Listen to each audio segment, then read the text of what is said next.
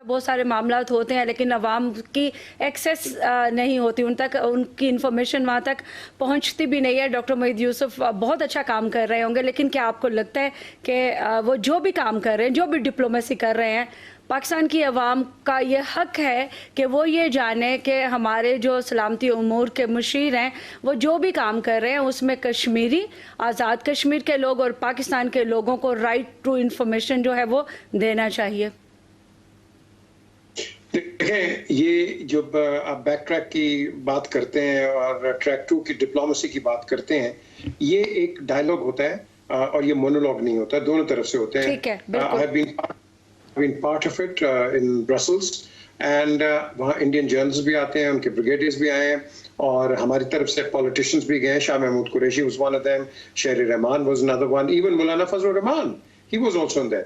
The question is कि ये जो बातें होती हैं इसमें इतना वजन नहीं है।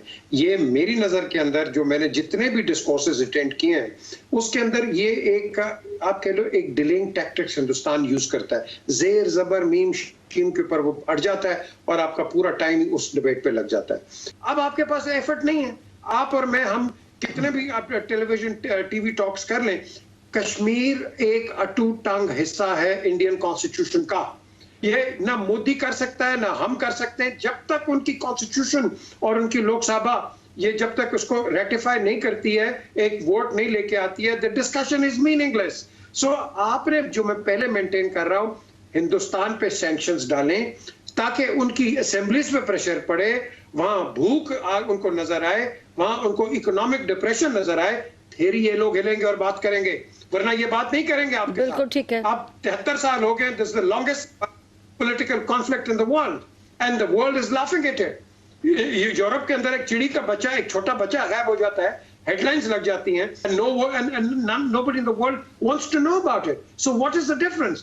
यहाँ इंटरेस्ट है सारों के, इन इंटरेस्ट को हमने ओवरकम करना है by creating political and media diplomacy. हम अपने घर के अंदर मियां मिठू हैं, हम हिंदुस्तान को यहाँ बैठ के ये कह रहे हैं वो कह रहे हैं, do they really care? No, they don't. The question is, we need to be talking like this in Washington. Kashmir centres खोलो, मैं बार बार कह रहा हूँ, ब्रसल्स में खोलो, आप लंदन में खोलो और वाशिंगटन खोलो, वहाँ हमारी आवाज जाएगी। बहुत अच्छी बात आपने की कि कश्मीर के ऊपर लॉबिंग करने की पाकिस्तान को सख्त ज़रूरत है। अभी मैं आऊँगी हाशमी साहब की तरफ। हाशमी साहब, आपने दोनों जो हमारे गेस्ट हैं उनकी बात सुनी और दोनों का बैकडोर डिप्लोमेसी के ऊपर फोकस भी है कि होनी भी चाहिए, लोगों को पता भी चले। बैनुल-अक़वामी कानून इस बारे में क्या कहते हैं? देखिए, बैनुल-अक़वामी कानून का जहाँ तक ताल्लुक़ है ना, वो बातें बड़ी अच्छी करता है कि जी जेनोसाइड जो है वो it is the crime of all crimes, मतलब उससे बड़ा कोई क्राइम नहीं है, और वॉर क्राइम्स अगेंस्ट ह्यूमैनिटी। बैनुल-अक़वामी कानून में अगर देखें तो ये जो lack of access to internet का भी एक उसके बारे में भी है। काफ़ी बातें तो बहुत अच्छी करता है बैनुल-अक़वामी कानून, लेकिन जहाँ इन्फोर्समेंट, सैंक्शंस, पाबंदियाँ की बात आती हैं तो बैनुल-अक़वामी कानून इटसेल्फ की कुछ कमज़ोरियाँ हैं।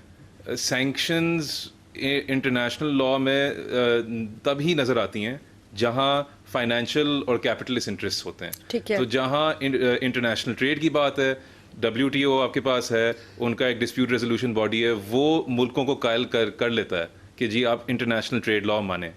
वर्ल्ड बैंक के पास है इंटरनेशनल सेंटर। ईरान के ऊपर तो पाबंदियां आराम से लगा देते हैं ये लोग। ईरान के ऊपर लगा लेते हैं, वो कमज़ोर है ना, इसलिए तो वो उस तरह से मिलिट्री पावर उनका नहीं है। ईरान के ऊपर लगा लेते हैं, लेकिन जहाँ ये वर्ल्ड बैंक का है, उनका international centre for settlement of investment disputes है, वो भी मुल्कों को कायल कर लेता है। हमें भी उन्होंने पेनल्टी लगाई है 6 बिलियन की। अर्जेंटीना, मेक्सिको, वेनेजुएला, इस तरह के मुल्कों को लगा लेते हैं। यूक्रेन, ये जो है कजाकिस्तान, इनके ऊपर पाबंदियां ये लगा लेते हैं। लेकिन that is where financial and capitalist interest are involved. जहाँ ह्यूमन राइट्स की बात आती है तो इंटरनेशनल लॉ बहुत अच्छी बातें करता है, बातें अच्छी करता है, इन्फोर्समेंट कोई नहीं है। क्यों? International law was never set by us, international law was set by the powers that were when international law was made, and that is Europeans. गोरों ने बनाया इस कानून को, उनने बनाया ताकि वो कलोनियलिज्म को जस्टिफाई करें। कलोनियलिज्म ख़त्म हो गई तो नियो कलोनियलिज्म को जस्टिफाई करें। तो वो उन्होंने ये बातें तो बड़ी अच्छी कर दी UDHR, universal declaration of human rights में, और फिर आगे international covenant on civil and political rights. International criminal court की बात ब्रिगेडियर साहब ने की। अनफॉर्चुनेटली हम जा ही नहीं सकते उधर, क्योंकि ना ही हम दोनों पार्टीज का जाना जरूरी है उसमें। हम दोनों ही पार्टी नहीं है। चले हम बन भी जाएं, इंडिया पार्टी नहीं इंडिया है, कभी नहीं तो फिर आएगा। वो कभी नहीं आएगा। Yeah. तो उसमें एक तरीका है कि प्रोसिक्यूटर को आप लिखें, वो शायद इसका सुओ मोटो एक टाइप एक नोटिस ले ले। सुओ मोटो तो नहीं, इसका एक और टर्म होता है, लेकिन वो भी एक इम्प्रॉबेबल ही है कि वो इसका नोटिस। लेकिन अगर आप करण ठापर साहब को देखें, करण ठापर साहब माने जाते हैं कि वो बड़े लेफ्टिस्ट हैं, प्रोग्रेसिव लिबरल टाइप आदमी है। अच्छा, पहला सवाल उन्होंने मोहित यूसुफ साहब से क्या पूछा कि जी ये तो हमारा इंटरनल मैटर है। अब एक प्रोग्रेसिव वॉइस अगर शुरू यहाँ से करे कि ये हमारा इंटरनल मैटर है, तो आप बात ही आगे से क्या करें? तो ठीक है, तीनों लगते हैं। हाँ जी, बिल्कुल। मैं ब्रिगेडियर साहब आप ही की तरफ आ रही हूँ। अब इस मामले पे आप क्या कहते हैं? देखिए जी, अगर ज़ीशान साहब ये बात कर रहे हैं, इंटरनेशनल लॉ एक्सपर्ट हैं, तो फिर मुझे ये बताएं कि इसका मतलब ये कि कुछ ताकतें हैं जो कि गवर्नमेंट ऑफ पाकिस्तान जो इस चीज़ की बात ही नहीं करती है।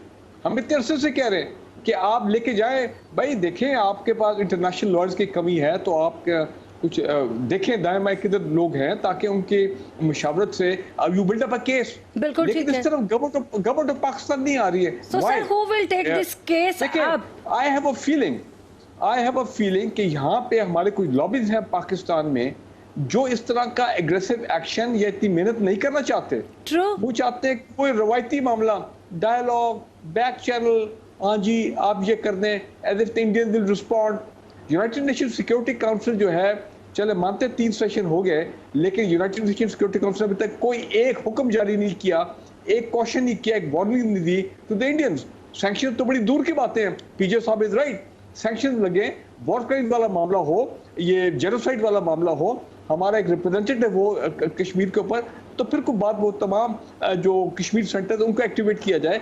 लेकिन मेरा ख्याल है हम लोग फिर वो बात है, बिल्कुल वो स्टेटस को वाले बोर्ड में चले गए। एग्जैक्टली, स्टेटस को में ही रहना चाहते हैं। पीजे मीर साहब की तरफ आऊंगे क्योंकि वो शुरू से लॉबिंग के ऊपर बड़े परसिस्टेंट रहे हैं और मैं खुद भी लॉबिंग की फेवर में हूं। एक तो वो आपके पास नहीं है, दूसरा ये है कि जब हम जाते हैं और अपना केस प्रेजेंट करने की कोशिश करते हैं, उसके अंदर आपके जो लोग हैं, मैं समझता हूं कि technically and as far as knowledge is concern they are not capable.